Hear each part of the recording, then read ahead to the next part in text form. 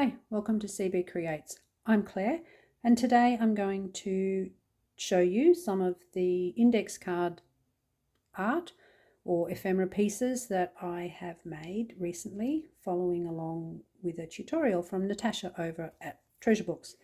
And if you haven't already discovered Natasa, then you have a lot of delight in store. And I'll include a link to the specific video, the tutorial video that I'm talking about in the description box below. So just move that to one side.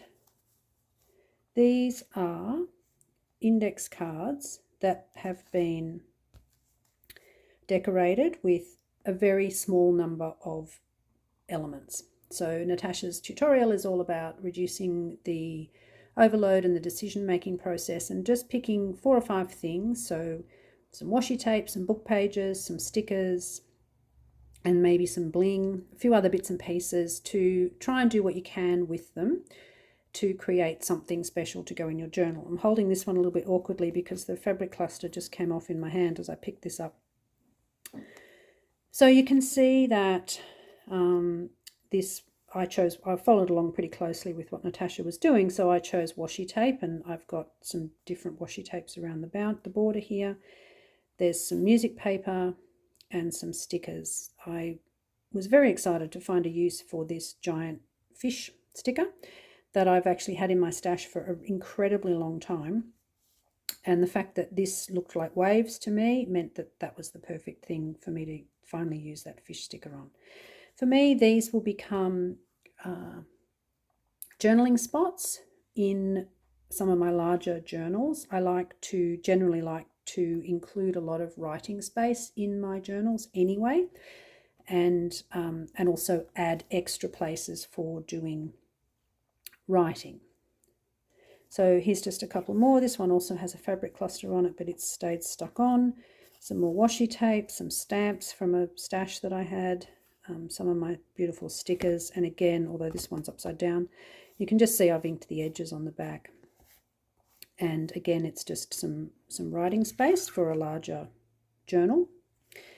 And this one, there's just a couple of differences. This is an old, one of those Girls' Own annual kind of books that this book page image came from.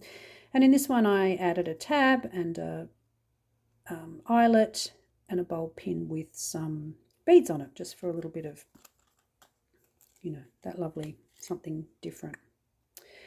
So the second idea that Natasa had with these little treasures that she was creating was to then turn them into little books. So it's the same principle, and this was the first one that I did, but you just don't do quite as much decoration because you're going to fold it in half.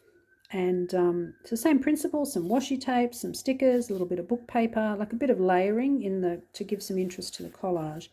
And then I went ahead, a little bit of stenciling on the inside with the distress ink that I used to ink the edges.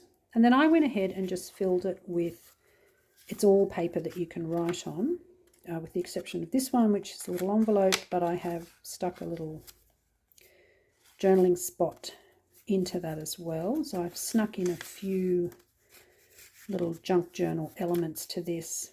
I like the eclecticness of just adding a bit of lace and adding a bit of ribbon and adding a bit of fabric. I don't have a particular junk journaling style. So eclectic is the word that I like to use. These two are just exactly the same, just with different stickers. This lovely sticker here is from a roll of washi tape that I just got recently, actually, from the washi tape shop. In fact, after watching Natasa's video on this, I thought I've got to have those. And again, just a little bit of different stenciling on the inside, a little bit of fabric, just a couple of little fun elements to perhaps introduce some of my non-junk journaling friends and family to the joys of not always writing in something that you've bought from the shop. And this is another sticker from one of those rolls of washi tape that I was just describing. You can see these are much simpler on the back because the function, I knew when I made them that the function was to be a little journal cover. They're just stitched together with a simple 3-hole pamphlet stitch.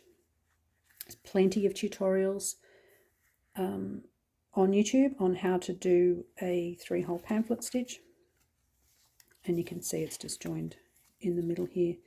I like to use this as a chance to play around with some of these fabrics and laces and bits and pieces to perhaps introduce people to the whimsy. I like the whimsy that is junk journaling. So, as I said, I'll pop the links to those things, to Natasha's tutorial, but also to these washi tape ladies, into the description box below, and maybe you'll be inspired to make some of these too. So I hope you'll join me again soon. Thanks. Bye.